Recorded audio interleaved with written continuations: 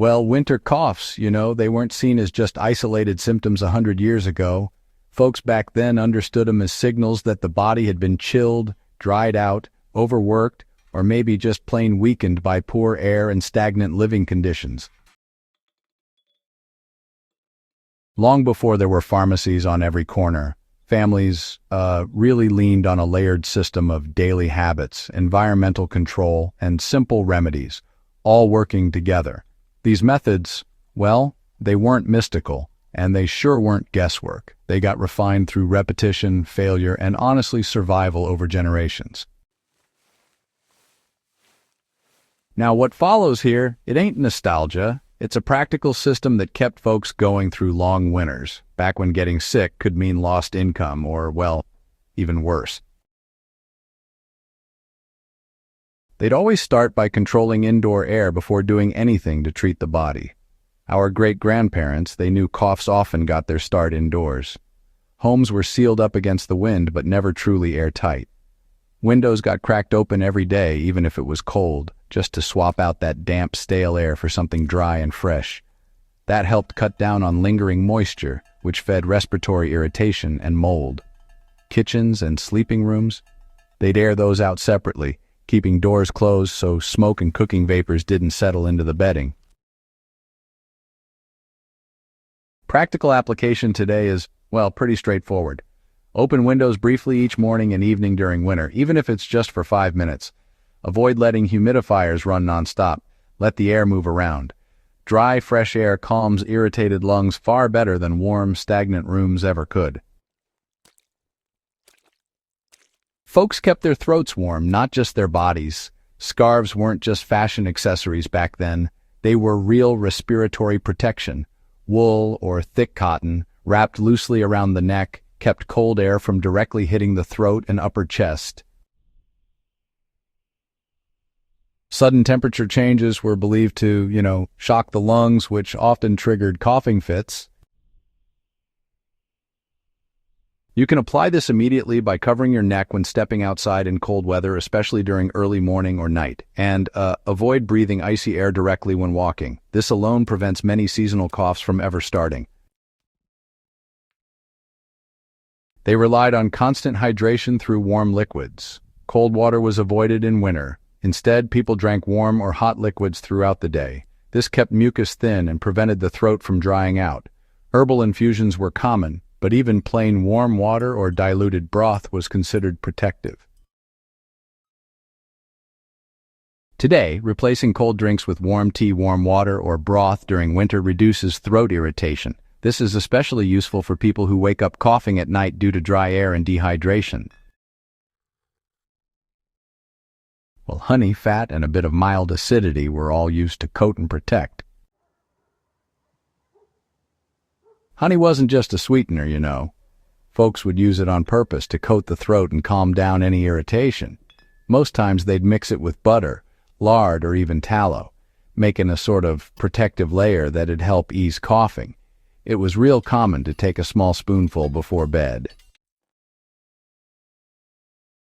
Sometimes just a smidge of apple cider vinegar or lemon juice got added in, not to burn the throat, but to help cut through thick mucus. The trick was in the balance, though. Too much acidity was always avoided. Well, a practical modern version is taking a teaspoon of raw honey before sleep, and you can even mix it with a small amount of butter or coconut oil if you like. This really works best for those dry nighttime coughs. Root cellars, they doubled as medicine cabinets back in the day. Folks kept ginger, horseradish, garlic, and onions as winter staples, storing them for both food and medicine. Ginger was gently simmered to help warm the chest, and garlic was crushed and mixed with honey for those persistent coughs that just wouldn't quit. Back in the day, onions were sliced and left near beds to moisten the air and absorb odors, and, it was a method many families swore reduced nighttime coughing. These days, you can recreate this by simmering fresh ginger in water for about 10 minutes and drinking it warm, or, by crushing garlic into honey and taking a small amount daily during the cold months. Folks used chest heat instead of suppressants. Chest rubs were homemade using animal fats infused with herbs like pine, thyme, or camphor when they had it. The goal wasn't scent, but warmth and circulation. That heat loosened congestion and calmed spasms in the chest. A modern equivalent to those old remedies is applying a warm compress or even a heated oil rub to the chest before hitting the hay. It's interesting, even simple olive oil, just warmed up a bit, can provide similar benefits without all those commercial additives. Back in the day, sleeping posture was considered a form of medicine, believe it or not. Folks rarely slept flat when they had a cough. They'd use extra pillows to prop up the chest, which helped keep that pesky mucus from pooling in the throat. Beds were always kept dry and aired out frequently. They were never placed directly against those cold exterior walls. It's the little things that made a big difference. These days, elevating your upper body while you sleep can really help cut down on those coughing fits. It's also important to keep your bedding nice and dry, and try not to sleep up against cold walls in the winter.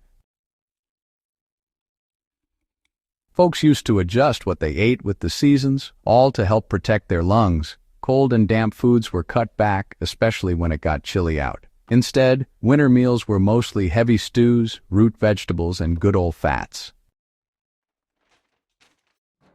Sugary treats, well, they were kept to a minimum since people knew they could make coughs and phlegm a whole lot worse. Applying this now means favoring soups, stews, and warm meals in winter while reducing cold dairy and excessive sugar during respiratory illness. Rest was enforced early, not after collapse. The moment a cough appeared, workloads were reduced. People rested early because waiting often meant weeks of illness. This discipline prevented mild irritation from becoming serious infection.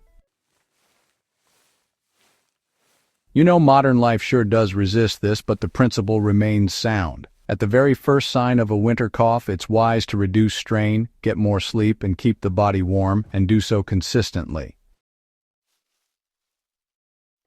Now, none of these practices worked all by themselves. They formed a system. Clean air, warmth, hydration, nutrition, and rest were all combined every single day. Pills just weren't necessary, because the conditions that cause coughs were handled before they ever got out of hand. These methods, well, they remain effective because honestly, human lungs haven't changed. Cold air still irritates, dry rooms still inflame, and warmth, moisture, and rest, those still heal. If this guide brought you any value, go ahead and subscribe to Wisdom for the Journey for more deeply researched, practical history that still matters today.